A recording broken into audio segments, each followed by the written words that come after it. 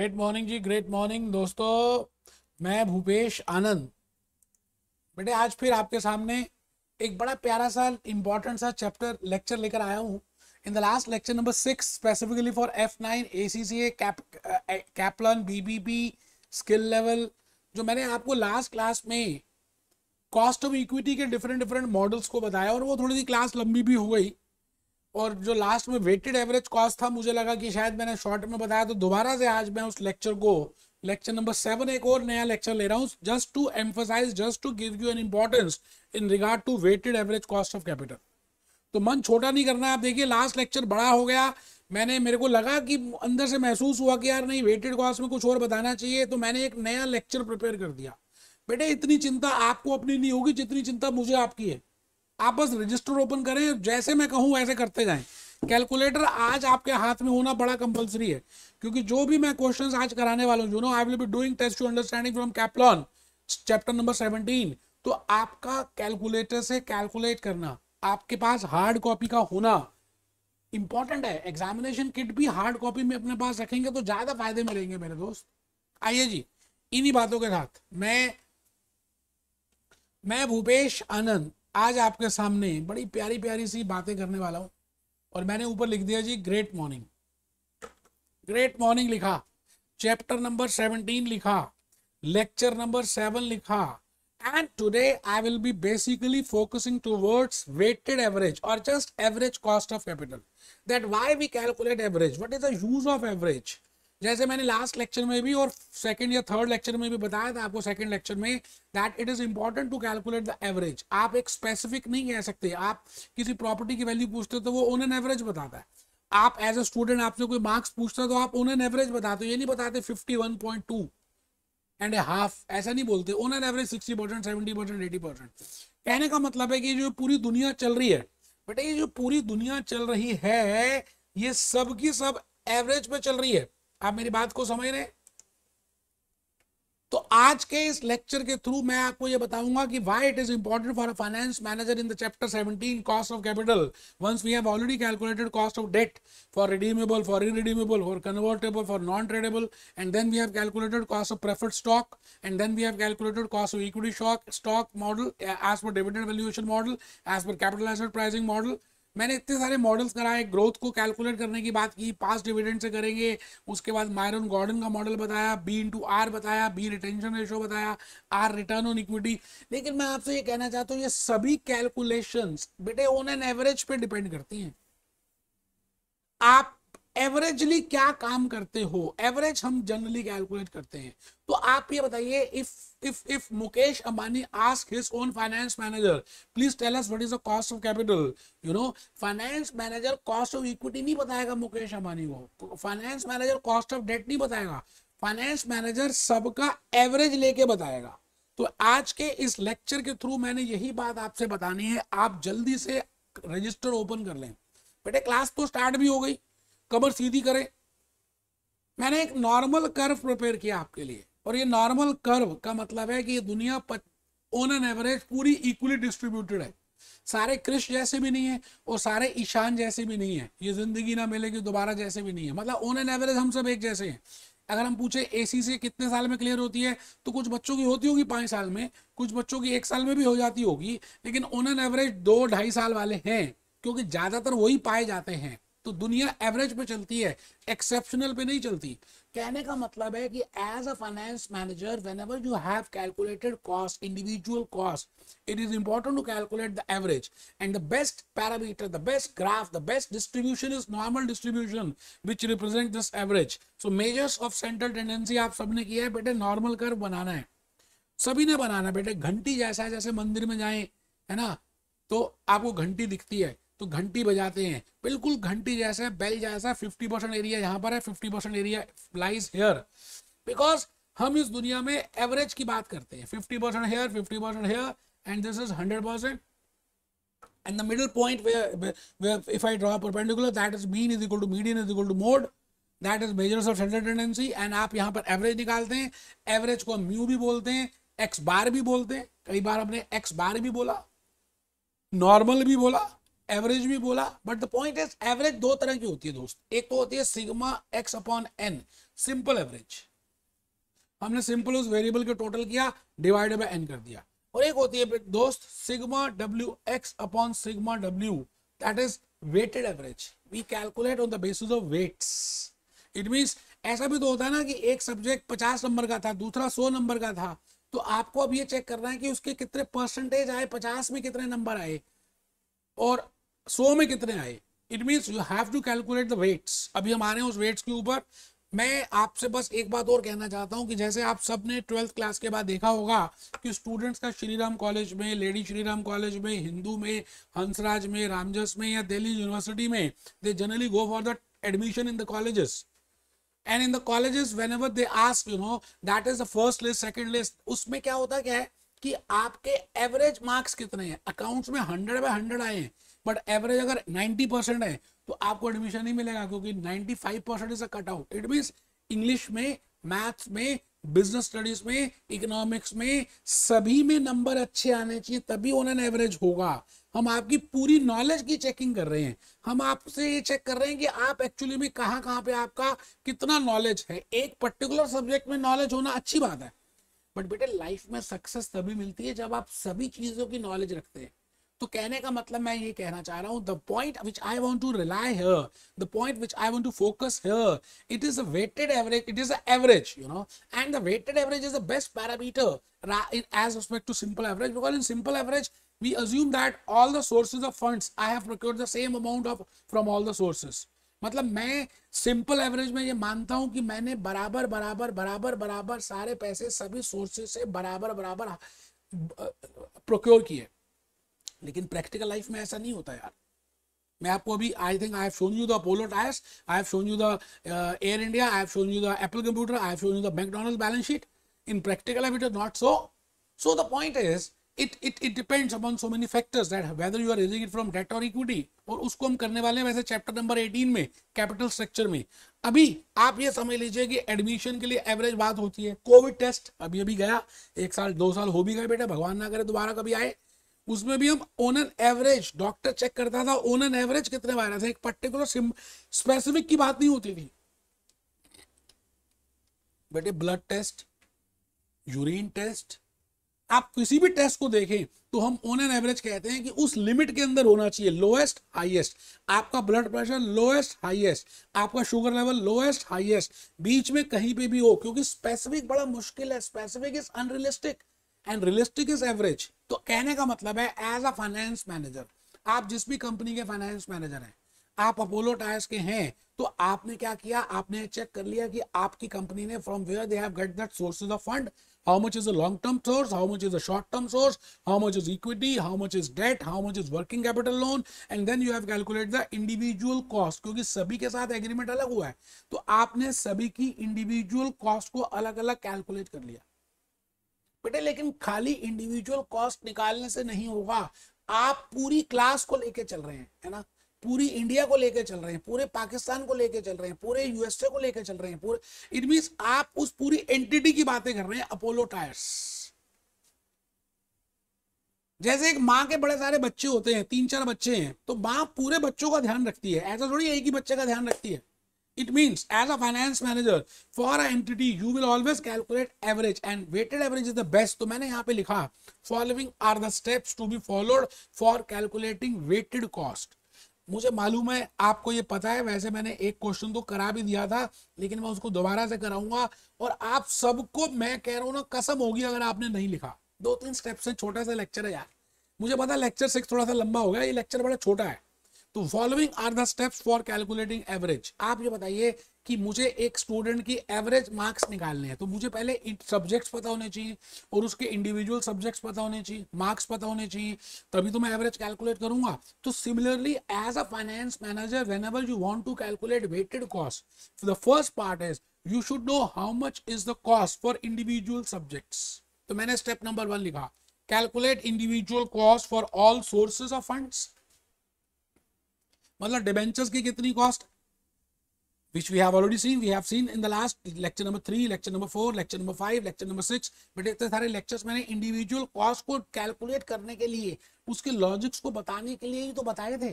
तो पहला स्टेप क्या होगा दोस्त, इंडिविजुअल कॉस्ट को कैलकुलेट करना, दैट इज केडी, केपी, केटी, केई, कुछ भी निकाल लीजिए। ठीक है सर, कुछ बच्चे नहीं लिख रहे, वो बेवकूफ है, मत लिखें भाई साहब, आप कमर सीधी करके भी नहीं बैठे, मत करिए, ढीले होकर पढ़िए, लेट के पढ़िए, मुझे क्या लेना है, एग्जामिनेशन भी तो आपकी जानी, मेरी थोड़ी जानी भाई साहब, मुझे तो पैसे वैसे दे दिए आपने। Step number 2, calculate the weights, because आप ये देखिए, जब आप चिड़ियाघर में जाते हो तो अलग अलग तरह के जानवर होते हैं, तो आप भी तो चिड़ियाघर के हैं। कुछ बच्चे मेरी बात मानते हैं, कमर सीधी करके पढ़ते हैं, स्पाइनल कॉर्ड, कुछ ढीले होकर पढ़ते हैं, वो जानवर है, क्या करें, चिड़ियाघर है बेटा। तो step number 2 is we will calculate weights. Weights का मतलब है कि आपने डेट से कितने $1 मिलियन का फंड रेज किया, प्रेफरेंशियल कैपिटल से कितने $1 मिलियन का रेज फंड किया, इक्विटी से कितने बिलियन का रेज किया, सबका अलग अलग हो सकता है, इसलिए आपको अलग अलग प्रोपोर्शन निकालनी है। यही तो इंपॉर्टेंस है वेटेड एवरेज की और सिंपल एवरेज का से ज्यादा बेटर वे बन जाता है, because it also takes into account how much amount of fund we have raised from those sources. तो लिखिए जी step number 2, calculate the proportion और the weights of individual source of funds with respect to total capital employed. Step number 2, calculate the proportion और the weights of individual source of funds, individual source of fund with respect to total capital employed. बेटे आपको पता है, आपको मालूम है कि मैंने कहा टोटल कैपिटल एम्प्लॉयड क्या होती है, इक्विटी थी, ये डेट है, डेट और इक्विटी ऐड कर दो तो कैपिटल एम्प्लॉयड आती है। अभी हम बैलेंस शीट बनाकर देखेंगे। इक्विटी का मतलब होता है equity share capital, retained earnings, preferential capital equity का पार्ट नहीं है तो प्रेफरेंशियल कैपिटल को सेपरेटली ऐड करूंगा, फिर डिबेंचर्स, फिर वर्किंग कैपिटल लोन या कोई लोन, लायबिलिटीज, उनको ऐड कर दें तो हमारे पास टोटल कैपिटल एम्प्लॉयड आ जाता है। अभी हम इसके ऊपर क्वेश्चन करेंगे, घबराना बिल्कुल है ही नहीं आप। अच्छा, अब सवाल आता है कि ये जो ऊपर मैंने मार्केट आपको बोली ना, बुक वैल्यू वेट्स कैलकुलेट करो। बेटे आप ये बताओ, एक कंपनी थी मैकडोनल्ड्स, जैसे हमने we have seen the balance sheet of McDonald's, that company has issued debentures 10 years ago. अब उस समय रेट कुछ था, उस समय बात कुछ थी, 10 साल उसकी परफॉर्मेंस आई, ट्रैक रिकॉर्ड आया, आज उसकी वैल्यूएशन में डिफरेंस आ गया है। आज अगर वो मार्केट वैल्यू को चेक करे तो उसकी वैल्यू डेट की डिफरेंट है, प्रेफर्ड स्टॉक की डिफरेंट है, इक्विटी की अलग है।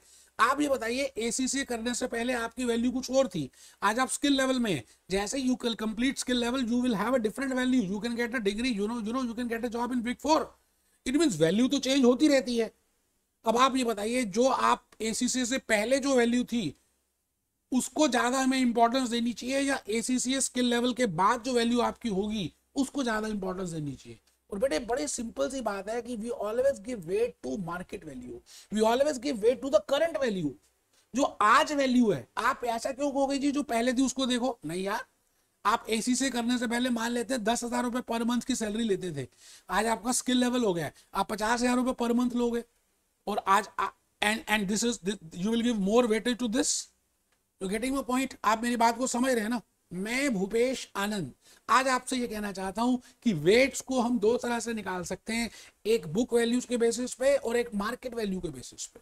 बुक वैल्यू का मतलब है कि जो गुजरा हुआ जमाना याद आ रहा है मुझको, हिस्टोरिकल वैल्यू, एक जमाने में हमने इशू किए थे, एक जमाने में इशू हुआ था, एक जमाने में जो रेट था आज से 20 साल 10 साल पहले, है ना, एक था लड़का एक थी लड़की, वो नागिन मूवी आती है ना, वो नागिन थी, उसने उसको मारा था, फिर वो दोबारा जन्म लेती है, वो 20 साल पहले की कहानी है।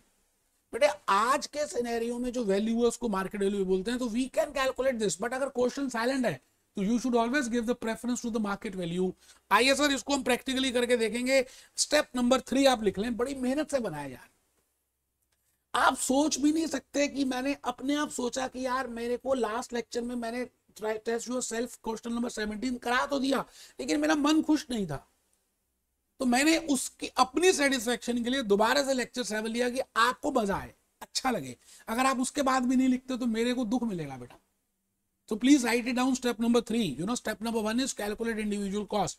Step number 2 is calculate weights. Step number 3 is एक statement बनानी है individual cost. Step number 1 और step number 2 को multiply करके owner average calculate करना, जैसे measures of standard tendency में calculate करते थे। तो step number 3, prepare a statement showing calculation of KW, that is weighted cost. इसमें जनरली हम 4 कॉलम बनाते हैं। पहला कॉलम होता है सोर्सेज ऑफ फंड्स का, दूसरा कॉलम होता है वेट्स का, तीसरा कॉलम होता है इंडिविजुअल कॉस्ट का, एक्स मान लिया, और लास्ट कॉलम होता है W into X is equal to WX।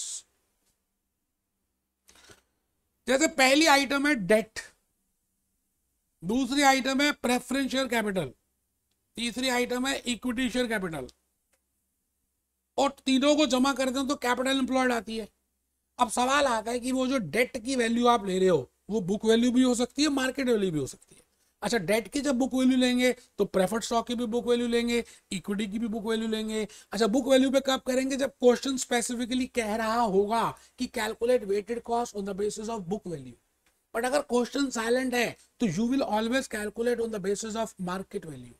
तो आप फिर मार्केट वैल्यू ऑफ डेट लेंगे upon capital employed, market value of preferential capital upon capital employed, market value of equity share capital upon capital employed. अब आपको मालूम है total of weight हमेशा 1 आएगा, sigma W will always be equal to 1। हाँ sir हमें पता है, आप लिखिए debt, debt upon capital employed, preferential capital upon capital employed, equity share capital upon capital employed, नीचे लिखा मैंने capital employed upon capital employed, that is sigma W is equal to 1। और फिर इंडिविजुअल कॉस्ट मैंने लिख दी, केडी हमें पता ही है, केपी हमें पता है, केई हमें पता है, फिर हमने मल्टीप्लाई कर दिया, किस किस को मल्टीप्लाई कर दिया, इसको और इसको मल्टीप्लाई किया और ये आंसर आ गया। तो मेरे पास वेटेड कॉस्ट आ गई, मैंने इसका समेशन कर दिया, समेशन का नाम है सिग्मा डब्ल्यू एक्स, और के डब्ल्यू का फॉर्मूला है sigma W X upon sigma W. मैं फिर रिपीट करता हूं, मुश्किल कुछ है नहीं, आप सभी आराम से, अभी 2 क्वेश्चन हम करेंगे, कैलकुलेटर बाहर निकाल लीजिए, जितने भी करेंगे बेटे ईमानदारी से करेंगे। आप लास्ट पॉइंट लिख लीजिए, choice of weights. I have already explain that which is a choice is the best. I am the best, Shahrukh Khan कहता I am the best, Aamir Khan कहता I am the best, Bhupesh Anand कहता I am the best. So which is the best weight? I have already told you market value is the best weight. Choice of weights to find an average cost, the various sources of funds. Weights could be, we can have, book values or market values. I have just given you the example of McDonald's for explaining that what I mean by book value and what I mean by market value. Book value represents historical cost of finance, and market value represent current opportunity cost of finance. You should give maximum weightage to market value, that is a current cost of opportunity. मतलब आज अगर हम ये preferred stock को issue करें तो इतने रुपए में बिकेगा, तो आपको ज्यादा वेटेज आज की भाव में देने हैं। जैसे सोने की दुकानों, गोल्ड स्मिथ की शॉप के बाहर लिखा होता है आज का भाव, सोना इतने रुपए 10 ग्राम है, you will always give the weightage आज का भाव। आप ऐसा थोड़ी कहेंगे उसको गोल्ड स्मिथ को, भैया 2 साल पहले तो इतना रेट था, मुझे इस रेट पे दो। वो कहेगा भाई बहन जी वो तो काम खत्म हो गया, आज जो भाव है लेना तो बताओ, नहीं तो आगे चलो। It means you always give the weightage to current cost, you always give the weightage to the market value, you always give the weightage to the opportunity value. So again it depends upon the direction of the question that which is the value which is the best. आपको किस पे करना है? Best is market value. Last point बताने जा रहा हूं भाइयों और बहनों, दोस्तों, मैं एक बात आपको कह दूं कि मैं आपके साथ जो पेन ले रहा हूं, मुझे नहीं लगता कि कोई टीचर इतना कराता भी होगा, क्योंकि मेरा एक्चुअली में ऑब्जेक्टिव है कि डाउट फ्री क्लास होनी चाहिए यार। एक एक बात, एक एक पहलू, एक एक कंसेप्ट, एक एक क्वेश्चन को इस तरह से बता दिया जाए कि भाई मैं एज एफ ये क्वेश्चन करता एज अ स्टूडेंट तो मेरे मन में क्या क्या सवाल आते, मैं उन सबको सोचता हूँ, फिर डिलीवर कर देता हूँ। अब लास्ट में हमारे कि क्या KW आपकी कुछ हेल्प करेगी? Yes it will help us. How it will help us उसको देख रहे हैं बेटे। KW का मतलब है minimum cost of capital. KW का मतलब है कि at least company should earn this much return on investment or return on equity to pay or to fulfill the expectations, to fulfill or to pay the expectations of investors. उन बेचारे investors ने जो पैसे invest किए हैं हमारी company में, उनकी उम्मीदों को पूरा करने के लिए कम से कम इतनी अर्निंग तो आपको करनी चाहिए, आपकी रेट ऑफ अर्निंग इतनी तो होनी ही चाहिए। मतलब मैं कहता हूं कि आपने वेटेड एवरेज कॉस्ट निकाला, मान लेते हैं 12%, it means you should earn at least 12% in order to fulfill their expectations। मतलब आप ये बताइए, जैसे ACCA में पास होने के लिए मिनिमम क्राइटेरिया 50% है, तो 50% तो आना ही चाहिए बाय हुक और crook. That is the expectation, minimum expectation by ACCA। But हाँ, 50 से ज्यादा आ गए तो आपकी ऑल इंडिया इंडियन रैंक आ जाएगी, आपकी ऑल इंडिया वर्ल्ड रैंक भी आ सकती है। इट मीन्स आपकी कोशिश होनी चाहिए कि 50 से ज्यादा है। बट आपको लगता है कि यार पेपर बड़ा डिफिकल्ट है, फिर भी मन में होता है यार 50 तो आ ही जाए, मिनिमम तो आ जाए, because minimum is the rate which you have to earn in order to fulfil the expectations. Similarly आपने जो वेटेड कॉस्ट निकाली वो कम से कम उतनी होनी चाहिए। वैसे क्राइटेरिया ये है कि ROI या आपका return, it should be more than KW। मतलब आपकी जो कमाई है, कमाई का दर, you know, this is named as कमाई का दर, कमाई का दर, and this is named as खर्चा, खर्चों का दर। It means these are the खर्चेस and these are the incomes. At least you should have income to fulfill the expectation of shareholders. So if the proposal has ROI more than KW, so there can be different situations. The first situation can be ROI is more than KW. The second situation can be ROI is equal to KW, and the third situation can be ROI is less than KW. Now what is ROI? I will say this is return on equity, this is return on equity, this is return on equity। मतलब अगर ROI नहीं निकाल सकते तो return on equity calculate कर लेंगे। अब सवाल आता है कि रिटर्न ऑन इक्विटी कैसे निकालेंगे। ये मैंने लास्ट लेक्चर में बताया था, profit after tax upon equity into 100। अब इक्विटी में क्या क्या आता है, as per ACCA, Kaplan and BBB, equity share capital and retained earnings, only they take these two items, equity share capital and retained earnings। ठीक है sir.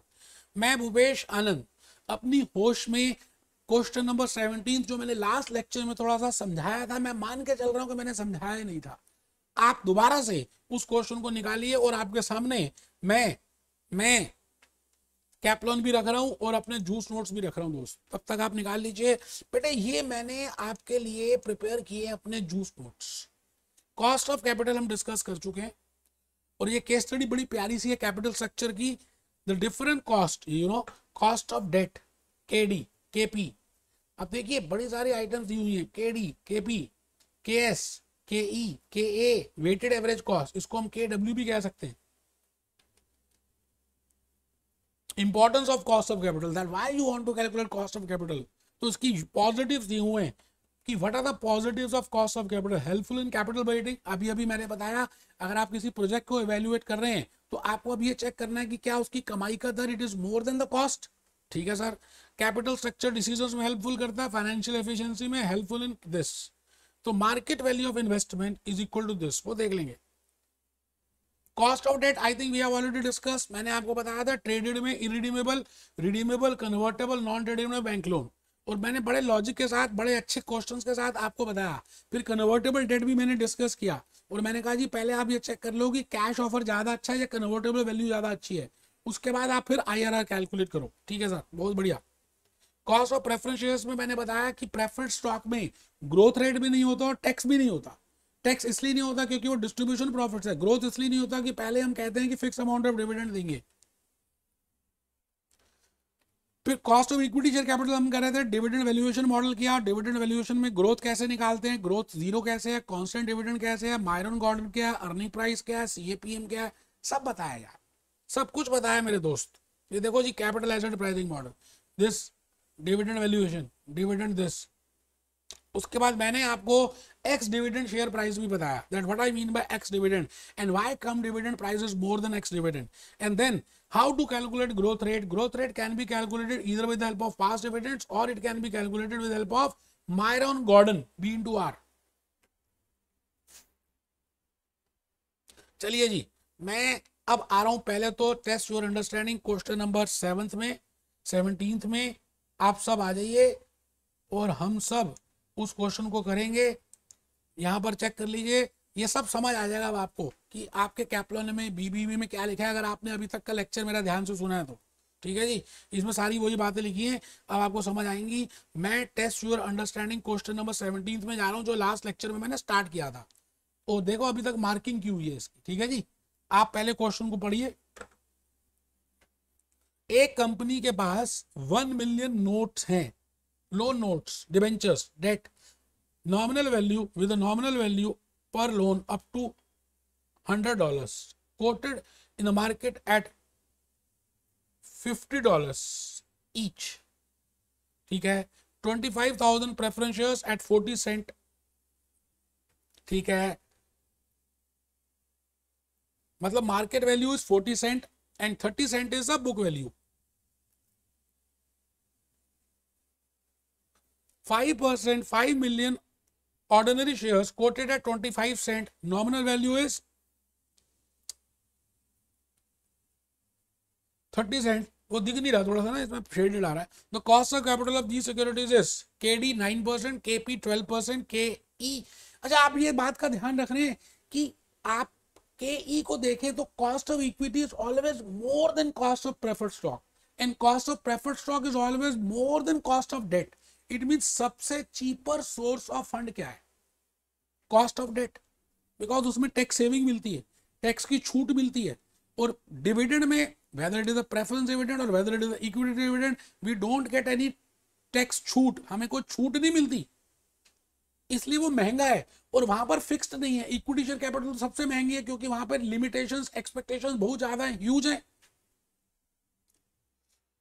Calculate on the basis of market value as well as on the basis of book value. मैं आपसे ये कहता हूं कि आपको जो मैं अभी नोट दिखाने वाला हूं, जो मैंने हैंड रिटन स्लाइड बनाई है, लास्ट क्लास में नहीं बनाई थी तो मुझे लगा मैं बना दूं, इसलिए मैं दोबारा से एक क्लास को ले रहा हूं और फिर क्वेश्चन नंबर 17 कर रहा हूं और फिर क्वेश्चन नंबर 18 भी करूंगा। ये जो भी बाकी क्वेश्चन सब हम डिस्कस करेंगे। बट बेटे मजा तब आएगा ना जब आप साथ साथ खुद ट्राई करोगे।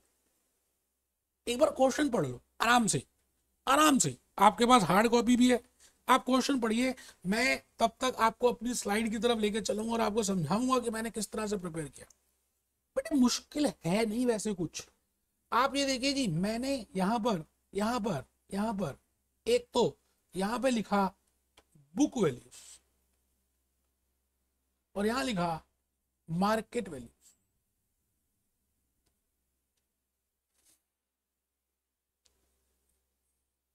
अब वहां पे ना 50 सेंट, अब $50 नहीं है, $0.50 समझ लीजिए डॉलर लिखा हुआ है।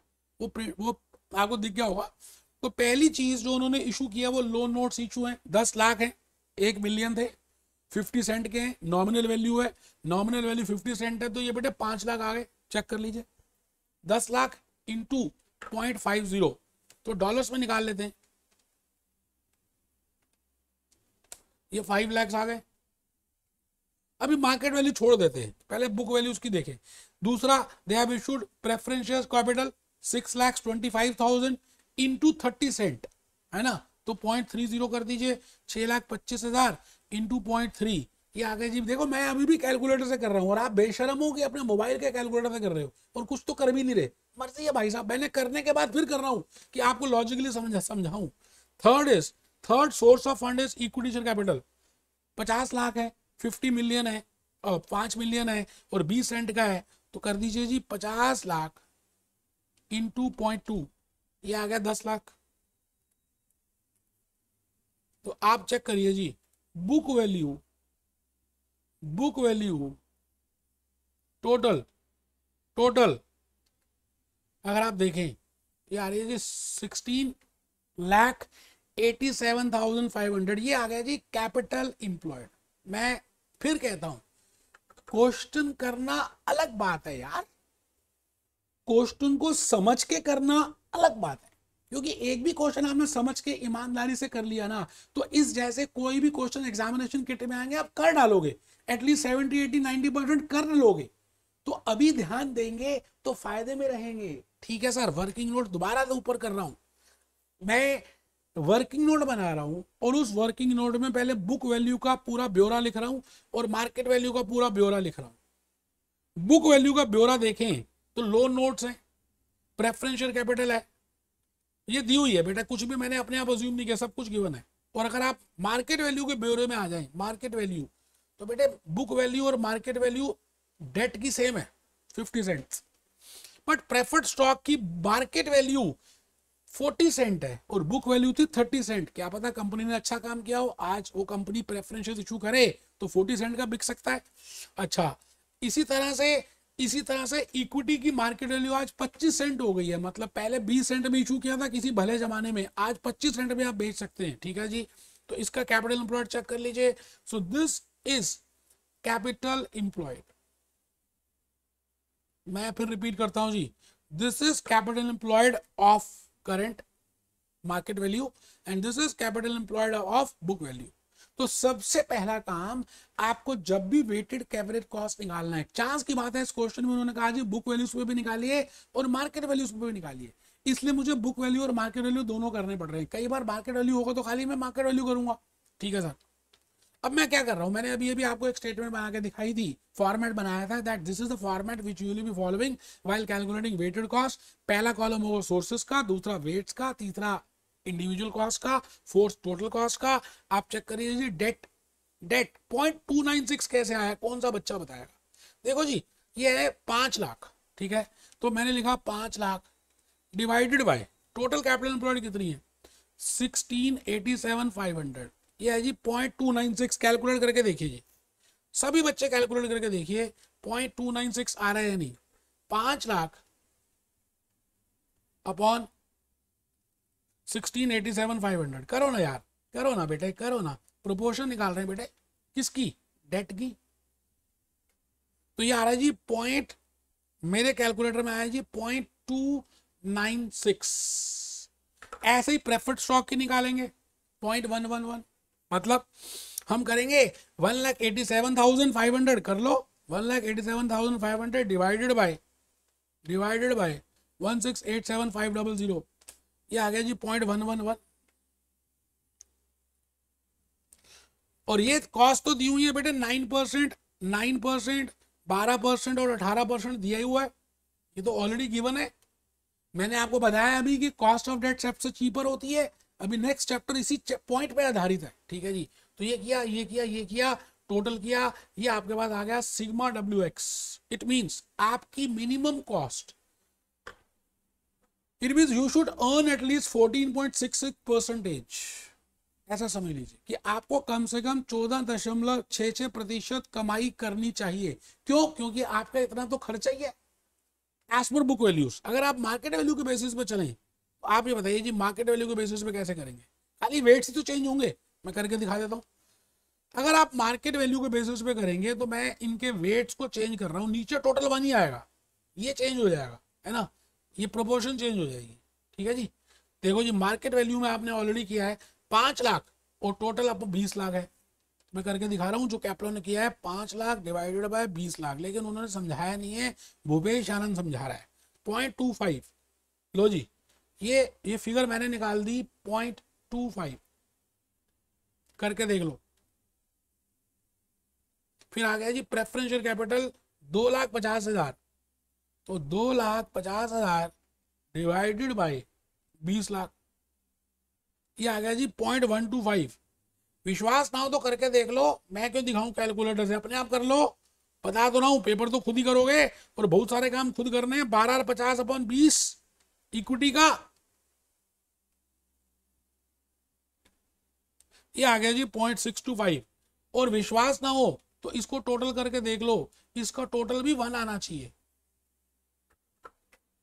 आगे तो बेटा मल्टीप्लाई करना है, और क्या, कॉस्ट, इसका मतलब बुक वैल्यू से करें या मार्केट वैल्यू से करें, इंडिविजुअल कॉस्ट सेम रहती है, खाली चेंज कहाँ आता है, वेट्स में, वेट्स में चेंज आएगा बस। ठीक है सर, मैं आ गया जी क्वेश्चन नंबर 18 की तरफ। बड़ा प्यारा सा अच्छा सा क्वेश्चन है और एग्जामिनेशन किट में इस जैसे क्वेश्चंस दिखेंगे आपको, इसलिए ध्यान से मेरे साथ साथ आपने क्वेश्चन को पढ़ना है आराम से बेटे।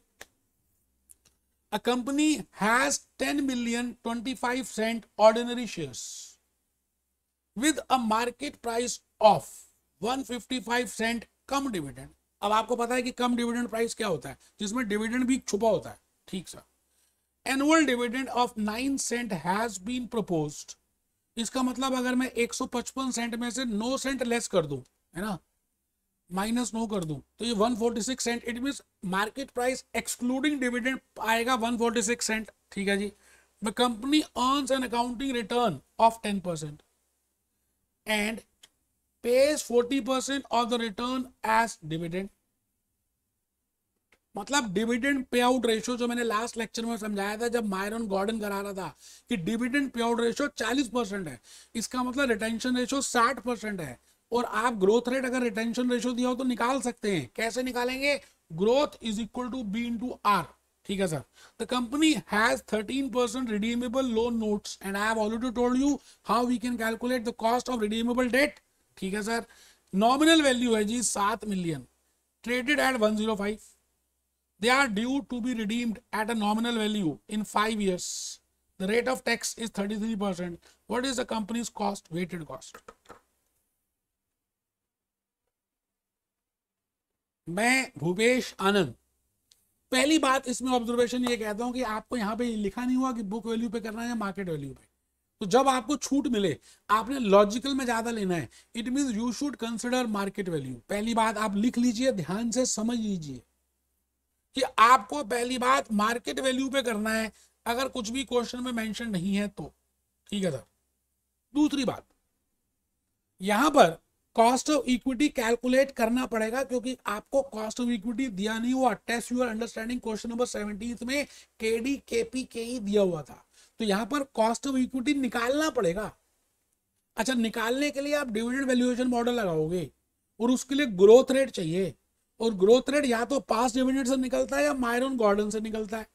यहां पर मायरन गॉर्डन लगाएंगे क्योंकि जो इंफॉर्मेशन दी है वो मायरन गॉर्डन से रिलेटेड है, बी इंटू आर। दूसरी बात, कॉस्ट ऑफ डेट भी नहीं दिया हुआ, तो आपको कॉस्ट ऑफ रिडीमेबल डेट के कंसेप्ट से internal rate of return calculate करना पड़ेगा। आपको याद है रिडीमेबल डेट में हम आईआरआर कैलकुलेट करते थे। आईआरआर का मतलब है कि अगर आज ये इन्वेस्टर इसको प्रोजेक्ट माने तो डिबेंचर में कितनी आउटफ्लो होगी और उसको कितनी इनफ्लो होगी। 5 साल में इंटरेस्ट मिलेगा और 5th ईयर में प्रिंसिपल मिलेगा। और फिर हम इंटरपोलेशन से lower rate plus NPV at lower rate upon NP present value of NPV at lower rate minus NPV at higher rate into difference rate, ये सब पता है आपको। बस आज हम रिवीजन करेंगे, क्वेश्चन पढ़ रहे हैं आप सभी के सभी स्टूडेंट्स, सभी के सभी। मैं फिर रिपीट करता हूं जी, ये अगर आपने क्वेश्चन मेरे साथ साथ नहीं किया तो एग्जामिनेशन किट के क्वेश्चंस नहीं कर पाएंगे। पहली बात, बुक वैल्यूज का कॉलम बनाना भी नहीं चाहिए। जान के बनाया कि आपको मैं समझाऊं कि नहीं बनाना, नहीं बनाना, बिकॉज आपको मेंशन ही नहीं है बुक वैल्यूज। जब मेंशन नहीं है तो मार्केट वैल्यूज भी करेंगे। ठीक है सर। मार्केट वैल्यू आप बताइए जी, लोन नोट्स की मार्केट वैल्यू 7.35 कैसे आ गई, आपने बताना है। और ऑर्डिनरी शेयर्स की मार्केट वैल्यू 14.6 कैसे आ गई, ये भी आप इन्हें बताना है। ये डॉलर से भाई साहब, है ना। तो 155 माइनस 9 ये आ गया था 146 सेंट इज इक्वल टू $1 में 100 सेंट होते हैं। ये वैसे मैंने बात बतानी है फॉरेक्स में, तो इसका हमने कह दिया $1.46। तो ये मैंने यूज कर दिया, ये 10 मिलियन किया, 14.6 मिलियन आ गया। और आप बताइए जी मार्केट वैल्यू ऑफ डिबेंचर्स कितनी है? 105 है ना, 105। तो बताइए जी 7 मिलियन है, 100 रुपए का डिबेंचर है, $100 का। तो इंटू 1.05 कर दीजिए, 7 इंटू 1.05 ये आ गया जी 7.35। अब एक बच्चा पूछ रहा है उसको नींद आ रही थी, उसने कहा पता नहीं क्यों कर दिया 1.05। बेटे मैंने आपको बताया हुआ है कि अगर आपको नॉमिनल वैल्यू ना दी जाए तो आपने 100 माननी है। अब उसने मार्केट वैल्यू दे दी 105 और हमें पता है 100 नॉमिनल वैल्यू होगी। तो अगर 100 वैल्यू है नॉमिनल तो 7 मिलियन है, और अगर 105 होगी तो 7.35 होगी। तो टोटल वैल्यू आ गई जी कैपिटल एम्प्लॉयड। इसका नाम है जी कैपिटल एम्प्लॉयड। मैं भूपेश आनंद आज आपके सामने खड़ा हूं और आपसे बातें कर रहा हूं। बेटे मेरा प्यार देखिए कि हर क्वेश्चन को डिटेल में करा रहा हूं। आप कैप्लॉन से करेंगे 99% समझ नहीं आएगा, बहुत टाइम भी लगेगा। मेरे लेक्चर को अटेंड करके फिर देखेंगे तो डांस करना शुरू कर देंगे। ठीक सर। अब इसके बाद हमने क्या किया, वेटेड कॉस्ट निकाल ली, क्योंकि मार्केट वैल्यूज भी करना है।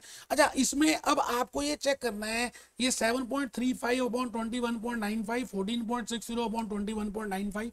अब बेटा यहाँ पर ना आपको कॉस्ट ऑफ डेट नहीं दिया हुआ और ये कॉस्ट ऑफ इक्विटी भी नहीं दिया हुआ, लेकिन आप निकाल सकते हैं। मैं कैप्लॉन के सोल्यूशन में जाके आपको समझाना चाहता हूँ कि आप कैसे कैलकुलेट करेंगे। बड़ा ही सिंपल सा जी, बड़ा सिंपल है, मुश्किल है नहीं, आपने किया हुआ है। मैंने ऑलरेडी कितने सारे लेक्चर्स इस पर डिवोट किए हैं, इसलिए मैं चाहता हूं कि मैं सीधा आपको वहां पर बता दूं कि that how they have calculated as per you know cost of debt कैसे निकाला और कॉस्ट ऑफ इक्विटी कैसे निकाली। आपको आती है बेटे, मुश्किल नहीं है, इसलिए मैं सीधा लेके चल रहा हूं। देखो जी, ये बेटे मैं आ गया market value of equity which you have already done, ये 14.62 आपको पता ही चल गया। अच्छा, ये मार्केट वैल्यू ऑफ डेट है, ये भी पता चल गया 7.35। अच्छा, ये भी पता चल गया 21.95। हमें तो मेनली ये देखना है जो मैं पिंक कलर से कर रहा हूँ, रंग दे गुलाबी दुपट्टा, ये बेटे कॉस्ट ऑफ इक्विटी मुझे नहीं पता थी, और मुझे पता है कॉस्ट ऑफ इक्विटी कैसे कैलकुलेट करते हैं, D0 D1 upon P plus G। अब G भी नहीं पता तो D0 तो पता है 9 सेंट है। अच्छा, D1 क्या होगा, D0 plus growth rate of D0। अच्छा, P0 भी पता है 155 सेंट है, minus 9 x right price, this is x right price, x dividend price, and I know that growth rate is equal to G is equal to B into R। बेटा ये सब पता है, इसलिए मैंने नहीं किया, आप थोड़ा सा आपको लॉजिकली समझा भी दिया है। This is 12.53% which you are already aware of, and then cost of debt using IRR calculations because it is a case of redeemable debt।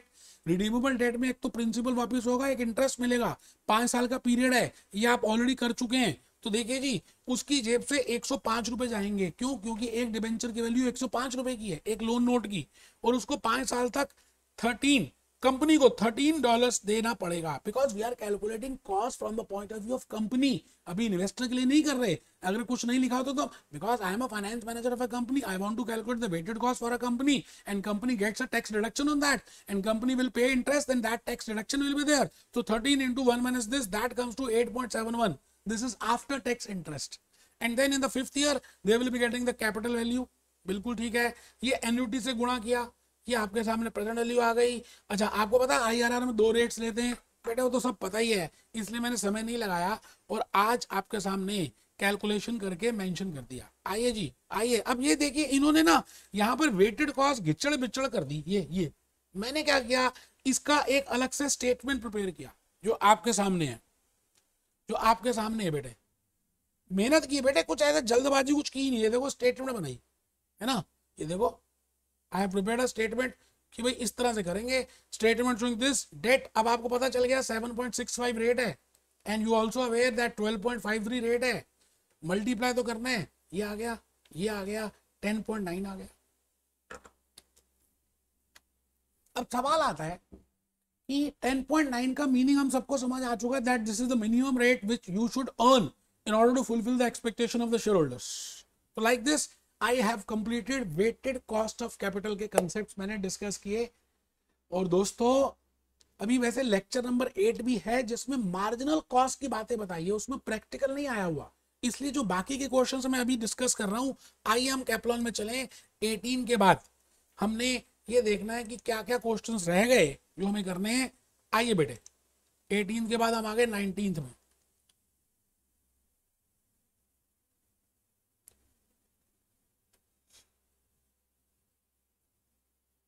वो आपसे पूछ रहा है कि इसमें ये बताइए कि सिस्टमैटिक रिस्क,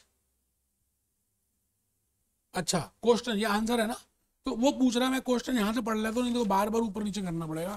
आप भी अपने नोटबुक से पढ़ लीजिए, मेरे पास मैं अपनी हार्ड कॉपी से पढ़ता हूँ, आप अपनी हार्ड कॉपी से पढ़िए, ठीक है सर। तो थोड़ा सा जल्दी हो जाएगा, फिर ऊपर नीचे नहीं करना पड़ेगा बार बार। क्वेश्चन नंबर हम इस समय 19th में है, 1919th 1919th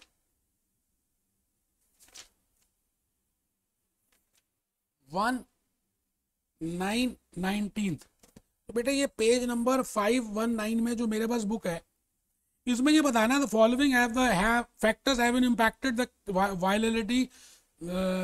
volatility of the earnings of this and this. You have to find out that which risk is systematic risk and which risk is unsystematic. बेटे मैंने बताया वो सिस्टमैटिक का मतलब होता है कोविड सिनेरियो के बाद Covid virus, it is a systematic risk. गरीब को अमीर को, काले को सफेद को, अफ्रीका में अमेरिका में हर जगह हुआ, that can not be controlled, so the risk which is not controllable. ठीक है जी। इंटरेस्ट रेट का ऊपर नीचे होना बड़ी सिंपल सी बात है जी, हमारे हाथ में नहीं है। एफडीआई का रेट चेंज हो गया, यूएस ने फेड रिजर्व चेंज कर दिया, लंदन ने चेंज कर दिया, that can not be controlled. Systematic increase in the price of cocoa beans. अब खाली कोको बीन्स का प्राइस ऊपर नीचे हुआ और आपने खाली कोको बीन्स की कंपनी में इन्वेस्टमेंट किया है तो इट इज अनसिस्टमैटिक। पूरी बाकी किसी कमोडिटी का नहीं हुआ, only in the cocoa beans. Legislation changes, अब आप ये बताइए लेजिस्लेशन चेंजेस को क्या आप कंट्रोल कर सकते हैं? जीएसटी आया तो क्या कंट्रोल कर पाया कोई? अब दुबई में नया आ रहा है जीएसटी तो क्या वी कैन कंट्रोल? नहीं। So that risk is named as systematic risk. Growth in the company of the ordinary in the country where is based, this is also. बेटे आप बताओ पाकिस्तान की ग्रोथ, इंडिया की ग्रोथ, चाइना की growth, America की growth, it is uncontrollable, it is a systematic risk. ठीक sir. Government advice on importance of eating breakfast. अब ये कोई लॉ नहीं है, it is unsystematic. Industrial unrest in the main factory only. अगर जैसे हमारी इंडिया में मारुति सुजुकी में प्रॉब्लम आई, इसी तरह से एक ही कंपनी में प्रॉब्लम आ रही है, इट इज अनसिस्टमैटिक। मैं आ गया जी क्वेश्चन नंबर 19 के बाद 20th में। बड़े सिंपल से है जी, इसमें तो CAPM यूज करना है और आपके सामने आंसर आ जाएगा।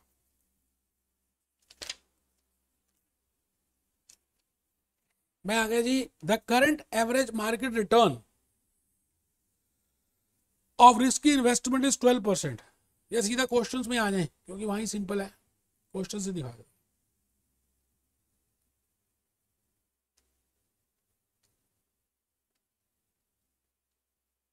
यहीं से देख लेते फिर आपको लगेगा, मुझे लग रहा है पता नहीं आप देख नहीं रहे इसलिए फिर मेरा मन में ऐसा आ रहा है। The current market price on the risky investment is 12%। Return of market, अच्छा ये भी लास्ट क्लास में मैंने कुछ बताया था तो मुझे लगता है ये मैंने बता दिया, इजी है, कर सकते हैं। एग्जामिनेशन किट में देखेंगे सी सेक्शन सी में कराऊंगा। अब मैं आ रहा हूं, आपको ये कहना चाहता हूं कि लेक्चर 8 मार्जिनल कॉस्ट है, प्रैक्टिकल नहीं आता बट थ्योरी करनी बनती है, लॉजिक बड़ा इंपॉर्टेंट है। आपने किया हुआ है वो लेक्चर जरूर सुनेंगे, तो मैं बहुत बड़ी प्यारे से मैंने समझाया है। Be happy, B jolly, B cheerful.